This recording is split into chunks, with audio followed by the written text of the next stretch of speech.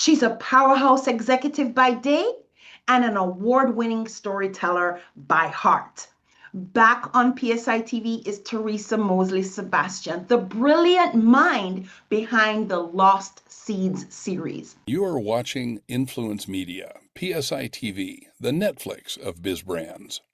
Her latest novel, The Legacy, takes us deeper into the Briscoe family's powerful journey through trauma, brotherhood, and generational resilience.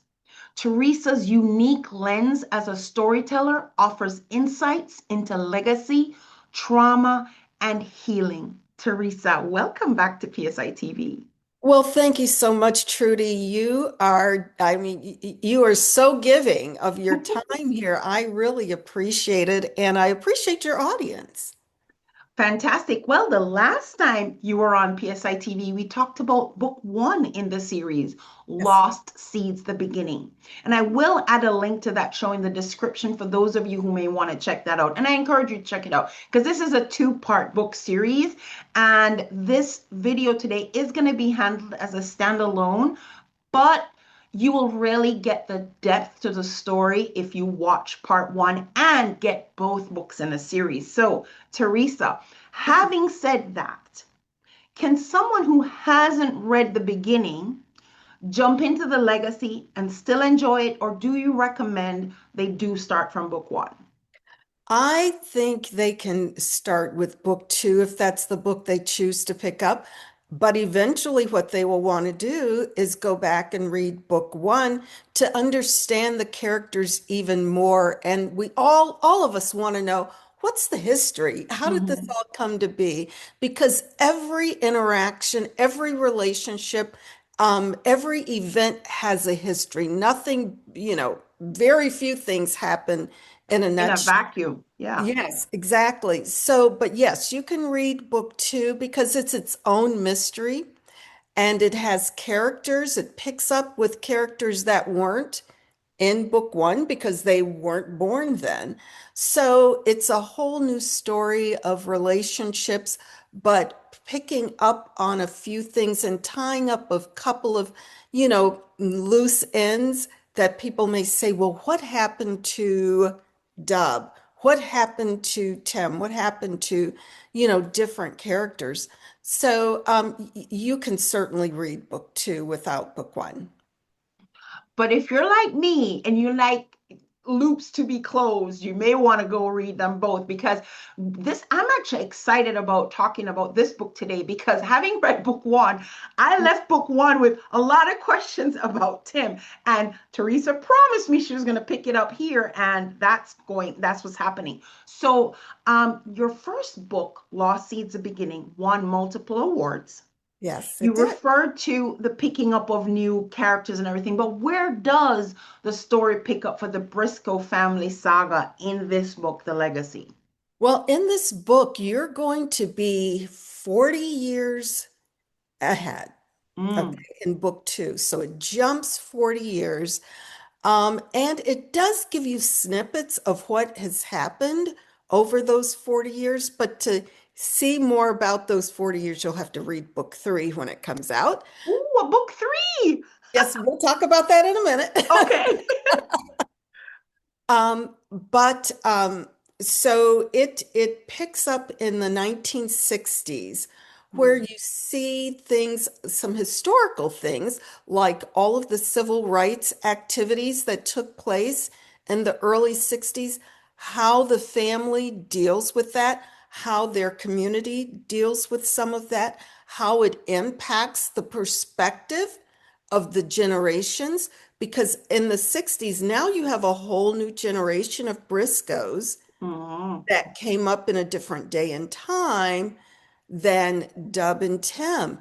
So their perspectives on what's going on in the United States history at that point can be a little bit different because they had different experiences. And many of us in our families may have sat down with our grandparents or parents to talk about current events, and we bring different perspectives. Even today, I may sit down with my own children or other relatives that are much younger than me, and we talk about what's going on in politics and society, and they have a different type of Mhm. perspective or bring different considerations than I do because I have a much longer history and different experiences. So you'll see some of that playing out um, in the family in terms of how do we react? Do we sit and not react and let society, take its course? Or do we get actively involved? So it's things such as that.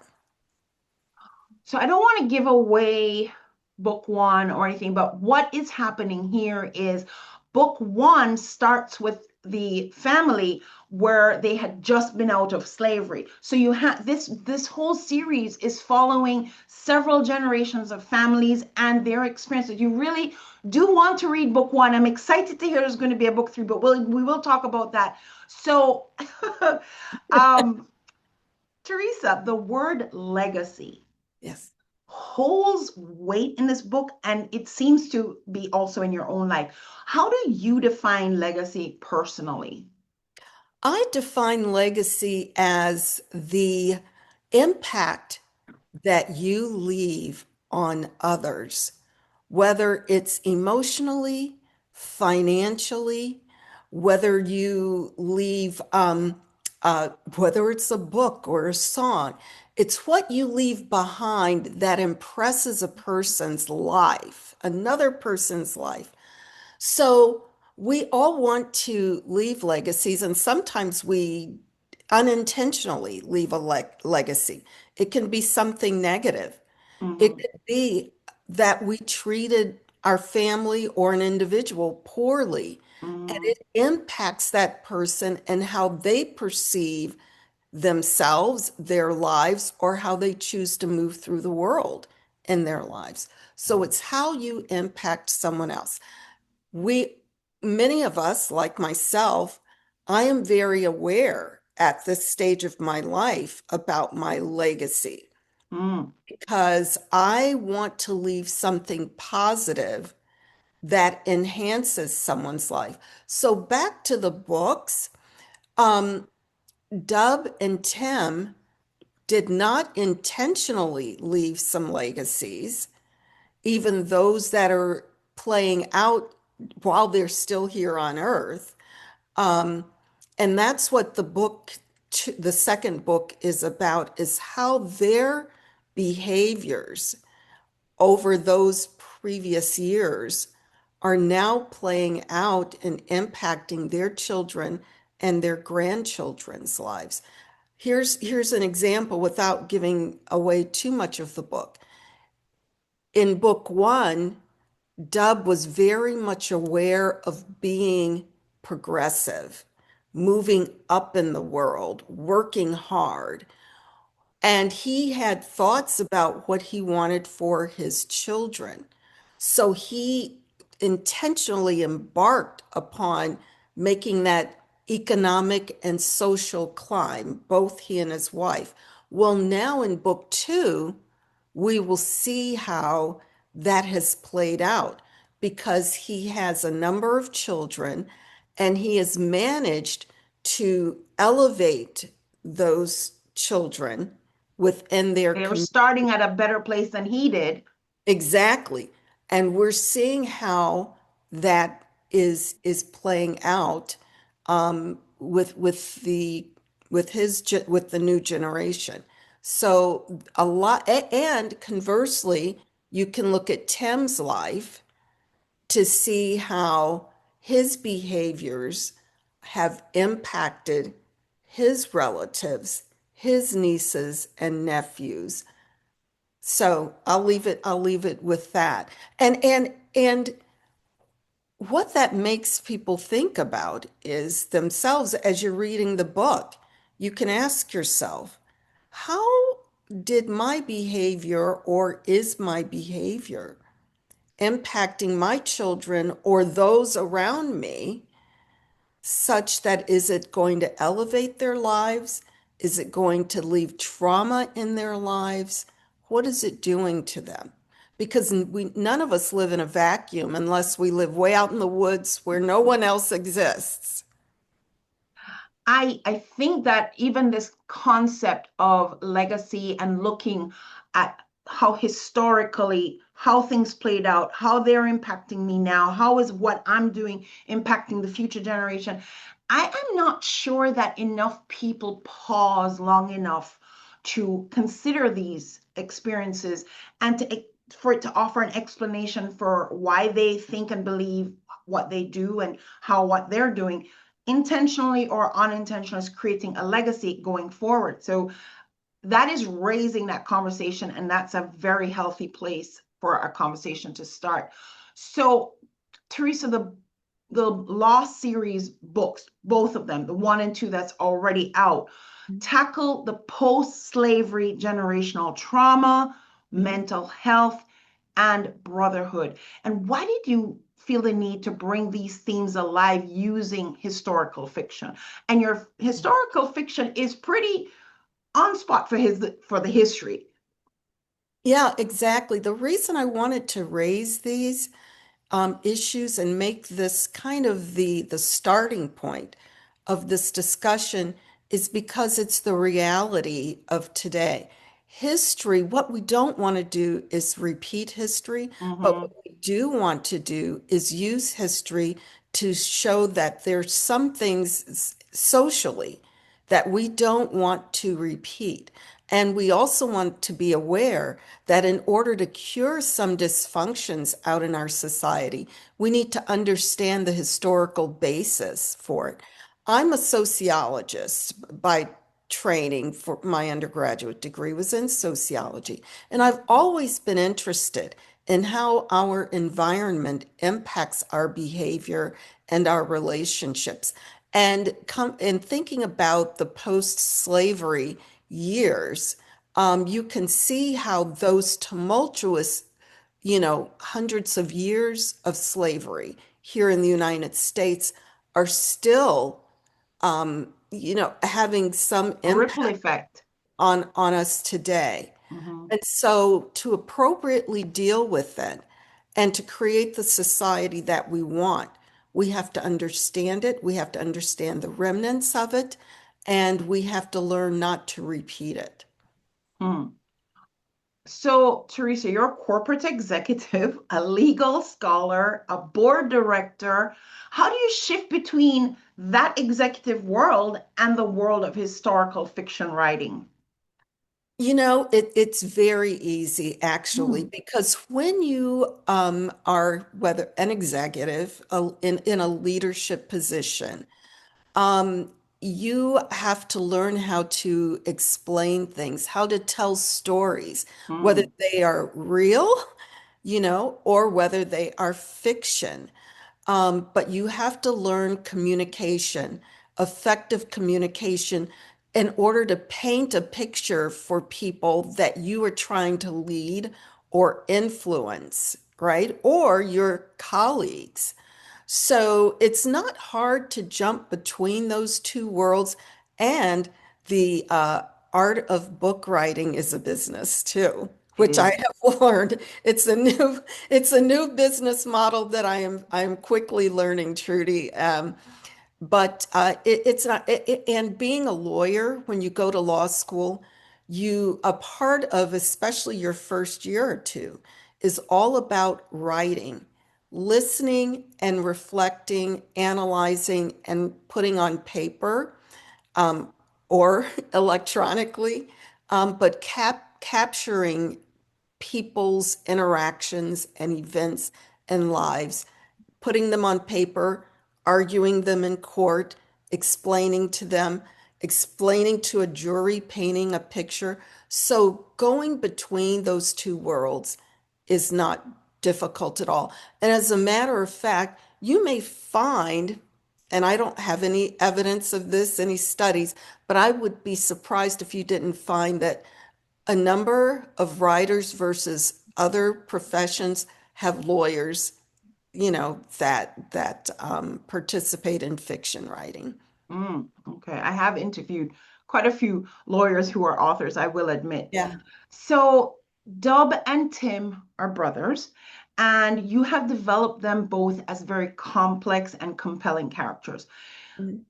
Correct me if I'm wrong, because the names I may have been mixing up, but if Dub, if I recall, was the darker skin of the two brothers Yes. and operated under the radar, made sure he stayed out of trouble. He followed the Jim Crow rules and he raised his kids to do the same. Hmm. Now, his mom, a married slave woman, was raped in those days. So Tim's father is presumed not to be the same father as Dobbs. So Tim was a Casablanca, pass for Hmm. white, which is kind of why I resonated with him so much. And it led to a lot of dramas for him, which unfolded in book one. And you did promise me that more of Tim's story would be fleshed out in book two, and I think you delivered on that. So Hmm. Tim's struggle with psychosis and isolation, you did a great, heartbreaking, and honest job on that. What kind of research or personal insight went into developing Tim's character? Yes, I had to really, go and do some academic studying. Because that wouldn't have been your personal experience. Right, right. But I really had to, look at, okay, how does that type of mental illness or Mhm, emotional trauma mhm, manifest in an individual? And again, for those that have not read the book, I'm going to try to avoid being a spoiler here, but some of the interactions between or incidents or events that take place with Tim may have caused some brain injury. So mm, how does that manifest itself? And so I really had to describe that without calling it out necessarily, mhm. but making sure that the symptoms, some of those symptoms were present and real. Um, and it's very complex because in back in the day when, in the early 1900s, even up until really just recently, Trudy, and I think you and I talked about this, Mhm. how mental illness was not understood in any community, more Right. or less the African American community. And those individuals tended to be marginalized, misunderstood. Sometimes alcoholism was masking Yeah. truly what was mental illness because it was used, to medicate some of the impact. So, there are many questions about the Tim's evolution as a character, and how much of it was, induced by some of the emotional turmoil with his life and things he had to deal with socially and things he had to deal with physically. But, from my perspective too, with that character, just even, we've evolved as a people, but it's still so much there that when you are, as my mother slapped me across the face as a kid and said, never forget you're a skin nigger. The thing is that the identity issue, Yeah. it's like you don't, where do you really belong? And so it can, when you have an identity issue, you have that existential crisis that can just be triggered and just lead to all kinds of experiences. So, that was just, I don't want to give away anymore, but go read it, go read it, go read it. So, Yeah. this story is set in the 1960s, this book. And Yes. so the legacy naturally echoes the civil rights tension of the time. Your Lost Seeds series is a fascinating capture of several generations of African Americans. And with this broad time span overview of their history and culture, now that you've looked through all of this, what insights have you gained that young African Americans might benefit from today? I think they can benefit from understanding again the whole issue of legacy, how to leverage knowledge of the past and history and learnings from history to help elevate and bring society together. It's not going to happen in a year or two, but certainly we need to, keep those efforts going. The other thing that I even have to remind my children of is the struggle that my parents and their parents went through to get us to where we are today. So that is another thing that the current generation can get from these books and can learn is, listen, it's hard today, but it was even harder then. So we must continue pushing on society so that we can all feel comfortable where we live and comfortable with ourselves and know that we should all be equal. Um, but it's a struggle, but each generation makes a little bit of progress. So we can't give up now. We've come a long, long way. I can't control anyone else but me. Mhm. And if I keep an awareness of my behavior and how I treat other people, then I should have a reasonable expectation that I will be treated in Similarly. a respectful way. Mhm. Now, if a person doesn't want to sign on to that and treat me in a respectful way, then I have choices. My choice is either to try to influence that individual, not deal with that individual, or try to facilitate and negotiate further with that individual. Those are my choices. So again, to me, it's all about self accountability. And again, what legacy do I want to leave by demonstrating and acting and controlling only what I can, which is me? Mm. Is there anything else you'd like to share? And I hope you talk about book three because I didn't Yes, even here know it there was a is. book three in the works, girl. Yes, yes. So I thought book three was going to be the end, but I'm not sure it is the way Oh it's boy. going. The way the characters are telling me they might be book four, but book three is really about love.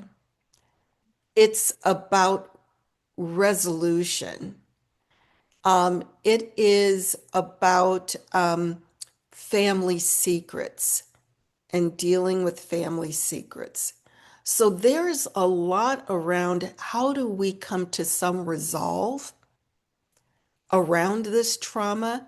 How do we say, I can't let it impact me and make my life, such a negative thing? Break a I generational curse. Yes.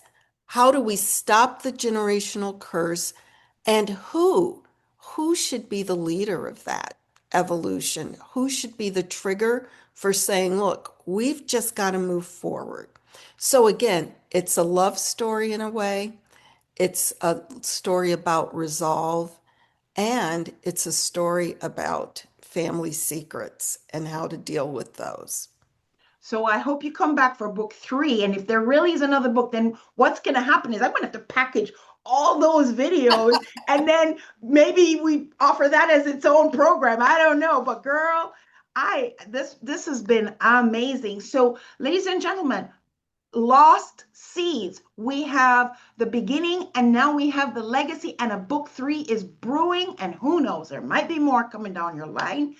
And I'm going to put the website in the credits, but you do want to go and check it out at teresamosleysebastian.com. teresamosleysebastian.com. And you will be able not only to connect with Teresa, maybe you Yes. invite her to your own show or get the book and all of that. So Teresa, thank you so much for being a repeat guest on PSI TV. Thank This you, has been Tracy. exciting. Thank you so Love much. you. Love you. Thank you.